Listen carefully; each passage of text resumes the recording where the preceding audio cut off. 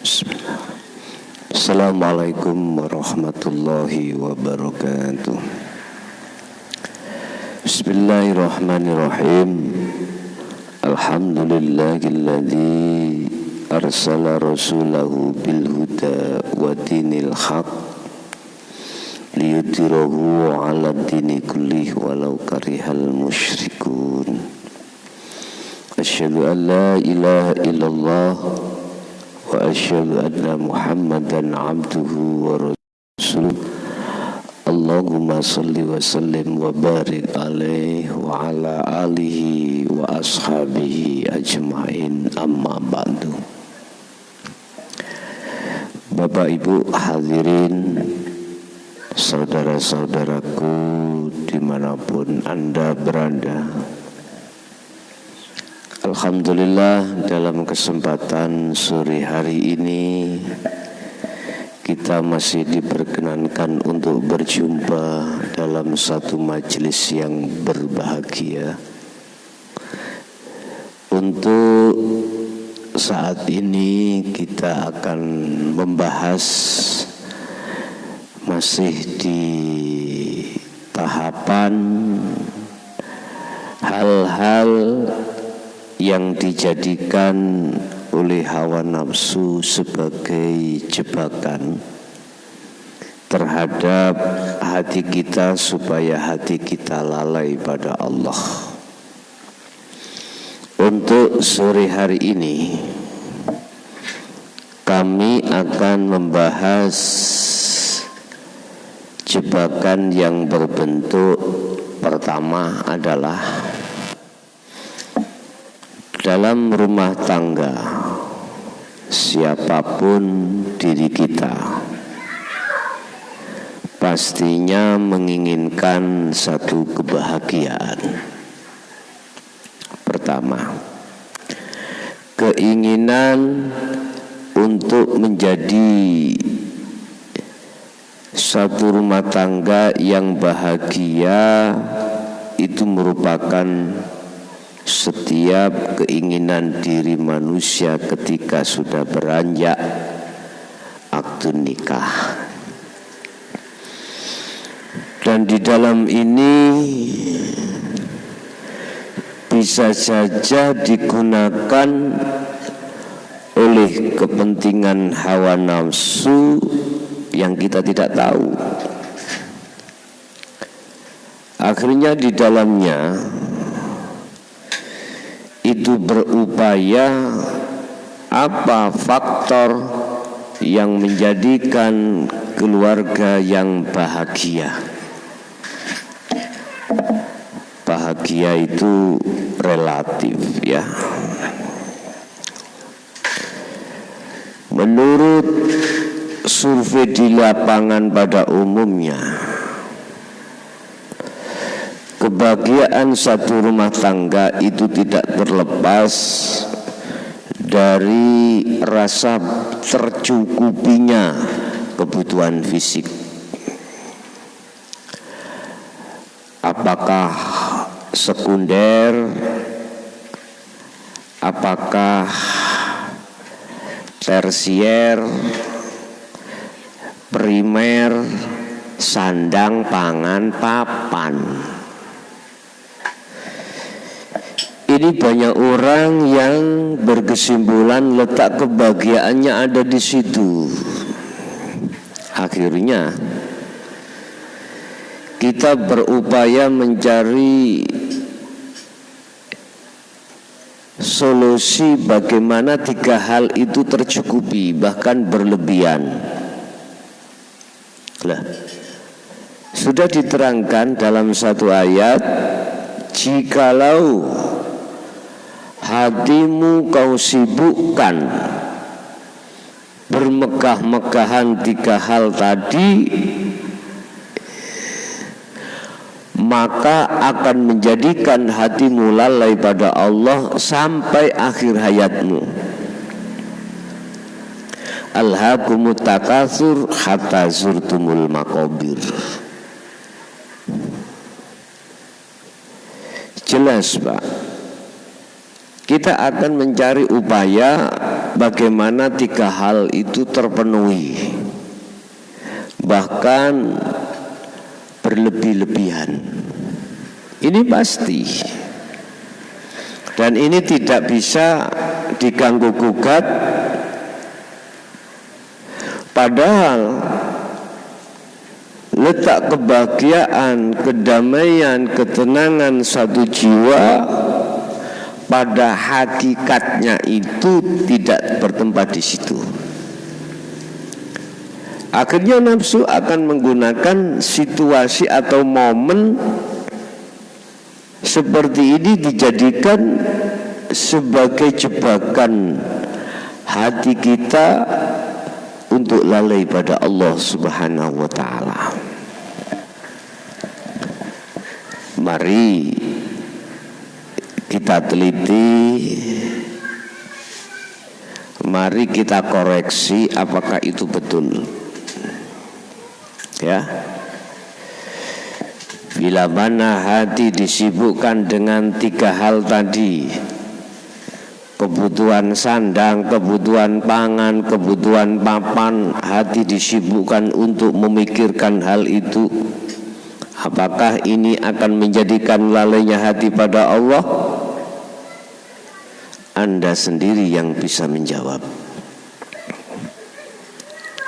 Itu yang pertama.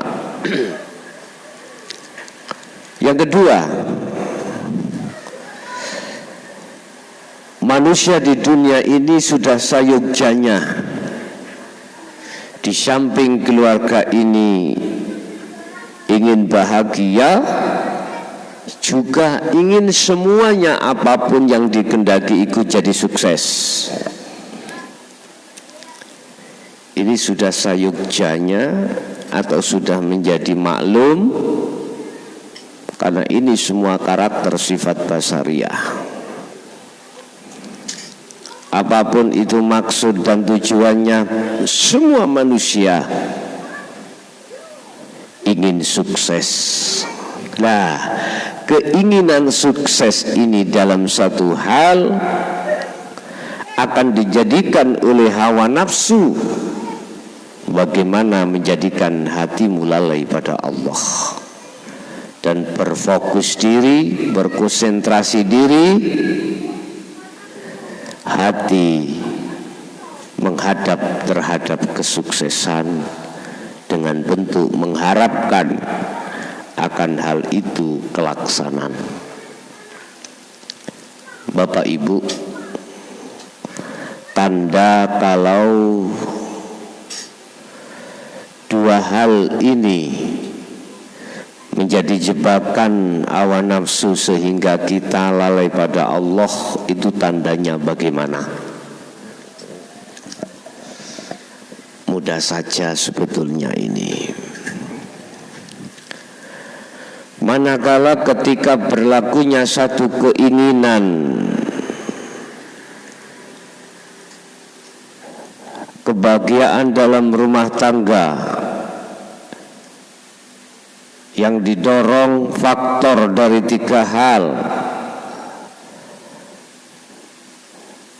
Tadi saya katakan sandang, pangan, papan. Dalam bahasa Indonesianya itu sekunder, tersier, primer. Dorongan dari itu terus hati kita lalai dan tidak menyadari bahwasanya di situ yang berlaku Allahnya. Jelas ini keinginan yang menjadi perangkap hati kita. Pun juga kita mencari satu kesuksesan dalam satu tujuan. Keinginan ingin selalu sukses dari segi aspek apapun. Manakala itu akan menjadikan hati ini tidak mengesahkan Allah di situ, tidak memakrifatkan pada Allah hati ini, akhirnya hati ini memandang hal yang lain, maka jelas ini termasuk salah satu hati yang telah terjebak dalam kepentingan hawa nafsu. Bukan persoalannya keinginan yang seperti itu dilarang di dalam agama, tidak. Bukan berarti apa yang dikehendaki manusia untuk mencapai satu kebahagiaan, kesuksesan secara fisik itu dilarang, tidak. Sepanjang kesuksesan, kebahagiaan secara hakiki itu juga terpenuhi dalam dirimu. Terus bagaimana solusinya? Satu sisi kita menjalankan satu keinginan tersebut, dan satu sisi bagaimana kita tidak menyalahi prosedur di dalam hukum hakikat supaya hati tidak terlalaikan dari itu semuanya. Bapak, Ibu, saudara-saudaraku yang kami hormati, kita kembali kepada pesan-pesan masyayikh kita, sampai pesan-pesan Allah terhadap Muhammad. Wazkur, disuruh untuk selalu berzikir. Manakala hatimu belum menemukan kemakrifatan pada Allah, maka jangan henti-hentinya mujahadatun nafsi, memerangi hawa nafsu pada diri kita dengan cara birriyadati wal azkari, dengan riyadhah, dengan selalu mujahadah, dengan selalu zuhud bil wal azkari, dan dengan zikir. Sampai kapan? Hatta hasilah, sehingga hasilnya maksud apa? Hatimu masuk di dalam irfan, masuk di dalam makrifat pada Allah Subhanahu wa ta'ala. Ini pesan masyayikh atau guru-guru akhirat kita. Ini pesan Allah langsung terhadap Nabiullah Muhammad sallallahu alaihi wasallam. Bapak Ibu hadirin, itu sedikit apa yang bisa kami sampaikan. Mudah-mudahan menjadikan satu tambahan ilmu yang bermanfaat kepada kita. Yang jelas, sikap dalam hati kita menghadapi keinginan-keinginan yang dijadikan hawa nafsu sebagai jebakan supaya kita terjebak di situ. Maka untuk menghindar dari jebakan hawa nafsu bukan berarti kita tidak melaksanakan satu keinginan itu, tidak, tetapi tetap kita memegang teguh tali Allah, yaitu mujahadatun nafsi birriyadati wal azkar. Kita harus senantiasa berzikir terus menerus terhadap Allah dengan zikir yang sudah kami jelaskan, yaitu sirul asrar. Itulah Bapak Ibu beberapa hal yang harus kita lakukan ketika saat keinginan itu datang. Sekali lagi saya katakan, keinginan secara fisik bukan berarti harus kita tinggalkan untuk bisa sampai pada Allah, tidak. Tetap itu harus kita laksanakan sesuai dengan porsi kita masing-masing, seraya kita memegang teguh tali Allah. Demikian kurang lebihnya mohon maaf. Ihdinas siratal mustaqim. Wassalamualaikum warahmatullahi wabarakatuh.